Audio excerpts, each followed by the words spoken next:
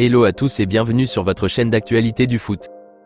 Très content de vous retrouver pour cette toute nouvelle vidéo dans laquelle nous évoquerons premièrement les propos tenus par le tacticien catalan Xavi Hernandez à la conférence de presse avant le match contre Las Palmas ce jeudi soir, où la question sur une nouvelle recrue à part l'arrivée de Vitor Roque lui a été posée. Et il a été très clair et limpide à ce sujet. Je vous donnerai tous les détails dans quelques minutes. Ensuite, nous continuerons ce tour d'actualité avec la réponse donnée toujours par le coach Blaugrana, lorsque les journalistes espagnols l'ont interrogé sur les rumeurs rapprochant l'attaquant français Kylian Mbappé au Barça. Une réponse très pauvre a été lancée par Xavi. Je vous expliquerai tout dans un instant. Donc reste jusqu'à la fin de la vidéo pour ne rien manquer.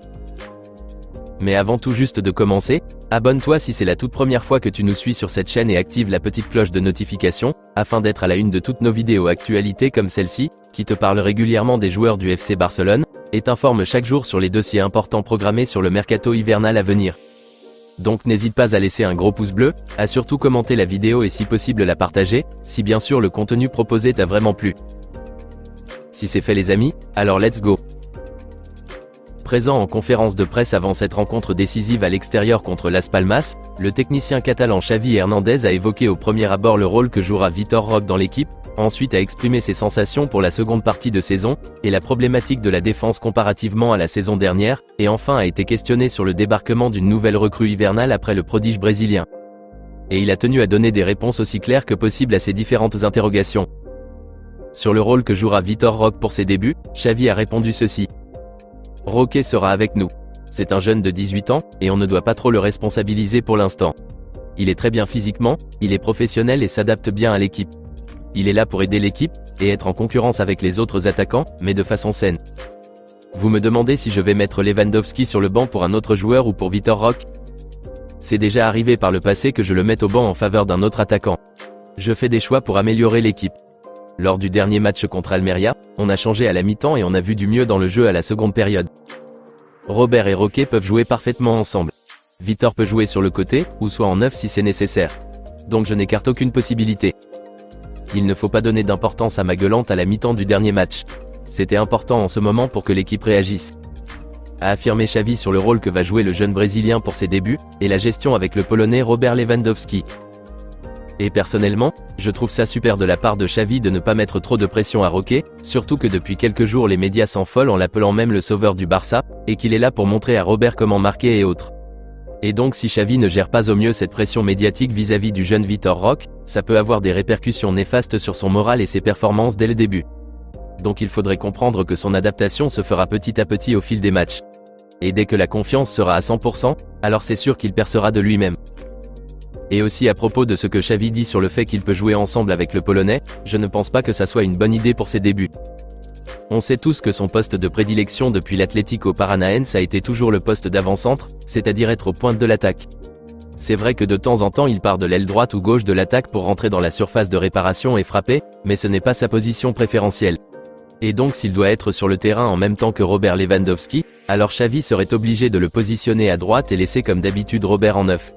Une formation tactique qui ne marchera pas en ce moment à mon humble avis. N'oublions pas aussi que Joao Félix est toujours là pour ce couloir gauche de l'attaque, et Rafinha ou Yamal aussi pour le côté droit. Donc bref, à mon humble avis, je pense que Xavi devrait le positionner là où il se sent le plus à l'aise possible pour bien performer. Et c'est dans l'axe, à la place du Polonais. Donc soit Robert commence le match et dès que nécessaire il le sort pour faire rentrer Vitor Roque. Je pense que ça serait plus logique et sensé comme ça. En tout cas dites-moi les amis dans les commentaires ce que vous en pensez de tout ça, et si vous trouvez aussi que les deux peuvent jouer ensemble devant. Rendez-vous dans les commentaires. Par la suite, le technicien catalan s'est prononcé sur ses sensations pour la deuxième partie de saison et sur l'état du bloc défensif. Voici ses propos exacts. Ces 4 à 5 mois restants de la saison, nous devons vraiment trouver une régularité dans le jeu. Ce que je dis ici, je le dis à tout le monde dans le vestiaire. Je ne donne pas de message à travers la presse. Je demande des succès en 2024. Et les succès, ce sont des titres. Nous sommes comme l'année dernière. Actuellement, nous sommes en meilleure position en Ligue des Champions, et nous devons remonter en Liga, et aussi la Coupe du Roi et la Super Coupe d'Espagne vont commencer très bientôt. L'essentiel est de gagner. Lorsqu'on a perdu contre Gérone, on avait fait un bon match dans le jeu, mais au finish on est passé à côté. Contre la Real Sociedad, c'était l'inverse.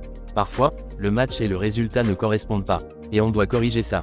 On doit être plus efficace dans les zones clés. L'année dernière, nous avons gagné 2 titres, et l'objectif cette saison est au moins de répéter ce que nous avons réalisé. Et je pense que nous sommes sur la bonne voie, j'en suis convaincu. Ce qui me préoccupe le plus actuellement, c'est la défense. On était extraordinaire l'an dernier sur le plan défensif, mais ce n'est vraiment pas le cas cette année. Oui, offensivement, on n'est pas assez efficace, mais regardez contre Anvers et Gérone. On a réussi à marquer, mais on prend plus de buts par la suite. Et c'est vraiment ce qu'on doit urgemment corriger pour notre bien à tous, a-t-il affirmé. Et je pense aussi qu'au sujet de la défense, il a entièrement raison. On a tous constaté que la défense du Barça était le meilleur en Liga la saison dernière, on encaissait moins de buts, et une solidité et complémentarité dans ce bloc défensif se ressentait à chaque match. On était vraiment difficile à jouer défensivement. Mais cette fois-ci, on constate une fragilité flagrante, ce qui nous conduit à encaisser énormément de buts. Et donc comme l'a si bien dit Xavi lui-même, on doit vraiment y remédier cette seconde partie de saison. Il faut plus d'exigence et de sérieux de la part de Ronald Araujo, surtout de Jules Koundé et Andreas Christensen qui sont le plus critiqués dans ce bloc défensif cette saison, et aussi plus d'implication de la part d'Alejandro Balde et Joao Cancelo en matière de défendre. Je pense que c'est vraiment nécessaire pour la suite, où on aura à affronter des attaques beaucoup plus féroces surtout en Ligue des Champions. Donc sur ce point, je suis totalement d'accord avec ces propos. Dites-moi les amis dans les commentaires ce que vous aussi vous pensez du bloc défensif de cette équipe catalane en ce début de saison. Rassure-t-il selon vous pour la suite de la saison? N'hésitez pas à réagir les amis dans la barre des commentaires. Enfin, Xavi a été interrogé sur les rumeurs qui circulent autour du débarquement d'une nouvelle recrue hivernale à part le Tigre brésilien pour renforcer le milieu de terrain. Et même le nom d'Alex Garcia lui a été évoqué. Et il a affirmé ceci. C'est vrai que c'est un joueur que j'apprécie énormément et que j'aimerais avoir si les moyens le permettent. Mais je n'ai pas parlé directement avec Alex Garcia ni à un autre joueur. Pas du tout. Je ne sais pas si nous pouvons vraiment recruter un autre joueur cet hiver ou pas. Nous dépendons du fair play financier. Et donc s'il y a un moyen, alors on le saura. Nous sommes toujours en contact permanent avec le président Laporta et avec Deco. A répondu d'une manière qui semble évasive mais à la fois claire le tacticien catalan sur la suite du mercato. Et donc ces propos démontrent directement que le Barça travaille véritablement en ce moment pour finaliser le dossier d'Alex Garcia comme l'avait révélé le spécialiste mercato Gérard Romero en début de semaine. Le célèbre journaliste espagnol très proche de la direction catalane avait même précisé qu'un accord de transfert était sur le point d'être trouvé entre les dirigeants de Gérone et la direction catalane. Et je crois que d'excellentes nouvelles tomberont dans les prochains jours à ce sujet. Donc on attend de voir. Nous continuons ce tour d'actualité avec le fameux cas Kylian Mbappé. Toujours lors de la conférence de presse, Xavi a été questionné sur les rumeurs qui circulent ces derniers jours concernant un présumé arrivé de la star parisienne en terre catalane l'été prochain, et le jeune Pedri González qui avait exprimé tout récemment lors d'une interview qu'il adorerait voir signer l'attaquant norvégien Erling Haaland ici au Barça, et donc s'il préférerait enrôler Haaland ou Mbappé dans son effectif l'été prochain. Le technicien Blaugrana a répondu de façon pauvre et amusante à cette question. Voici ses propos. Non, je ne m'occupe pas de ça. Nous ne visons pas ce type de transfert en ce moment. Nous ne sommes pas dans une position idéale ou privilégiée économiquement malheureusement. Donc je me concentre sur ce que j'ai. Je dois composer avec les joueurs que j'ai à ma disposition qui sont aussi talentueux, et on doit bien jouer et gagner avec eux. Gagner des titres et surtout montrer un beau football. C'est la priorité du moment. L'histoire du club est grande et les exigences sont toujours maximales. Et donc nous devons viser l'excellence. La saison sera difficile. Je l'avais déjà dit en pré-saison. Mais difficile et compliquée que soit-elle, il nous faudra de la stabilité, de l'unité, et voilà où nous sommes. Il nous reste comme je l'ai dit plus tôt, 5 mois de compétition, et j'ai toujours les mêmes espoirs qu'au premier jour de la saison.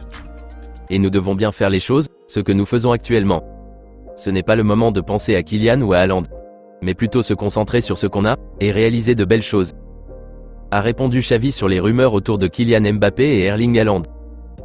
Et donc ces paroles démontrent que le Barça ne dispose absolument pas de ressources financières assez importantes pour imaginer ou rêver d'acheter l'attaquant français au PSG, et plus loin encore, envisager de recruter le Norvégien auprès des dirigeants de City. C'est quasiment impossible. Une réponse du tacticien catalan qui met finalement un gros stop à ces infos qui circulaient sur les réseaux et les médias ces dernières semaines. C'est désormais clair et net. Le Barça n'envisage en aucun cas de recruter Kylian Mbappé ou Erling Haaland d'ici l'été prochain. C'est absolument faux ces rumeurs. Et moi personnellement je le savais. Dites-moi les amis dans les commentaires ce que vous aviez pensé de la réponse donnée par Xavi sur cette question concernant Mbappé et Haaland, et si vous croyez comme l'a si bien dit Xavi, que ce Barça avec les tonnes d'erreurs qu'ils nous ont montrées jusqu'à présent, pourrait parvenir à de bons résultats en fin de saison. Vos avis dans la barre des commentaires. On se capte très bientôt les amis pour le débrief après ce premier match de la reprise contre Las Palmas. D'ici là, On continue à s'abonner, à liker la vidéo et la partager, afin qu'elle soit accessible à tous les fanatiques et supporters barcelonais comme toi. À très vite les amis. Affaire à suivre.